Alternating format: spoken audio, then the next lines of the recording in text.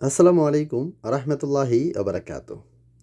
আজকে বানাবো milk coffee, Turkish coffee. আসলে এটা মিল্ক দিয়ে মানুষ খায় না, তবে কিছু কিছু মানুষ মাঝে মধ্যে খায় আর কি। তবে এটা বেশিরভাগ সময় কিন্তু খায় এভাবে, চিনি ছাড়া খায় বেশি তুর্কিশ কফি। তো একটু কফি দিয়ে, দুধের উপর একটু কফি দিয়ে পানি ছাড়াই দিয়েছি, আজকে পানি নেই। একটু চিনি দিয়ে দিলাম, যে যেমন খায়।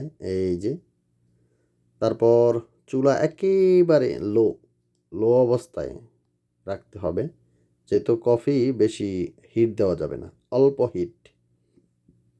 তো একটু হিট হইলে লড়াই দিলে বা প্রথমেও লড়াই দেওয়া যায়, এটা যার যার ইচ্ছে। চোখটা একেবারে কফির ভিতরে রাখতে হবে, না হলে কিন্তু পড়ে যাবে। উপরে যেই ইয়াটা, ওইটা কিন্তু ইম্পর্টেন্ট কফির।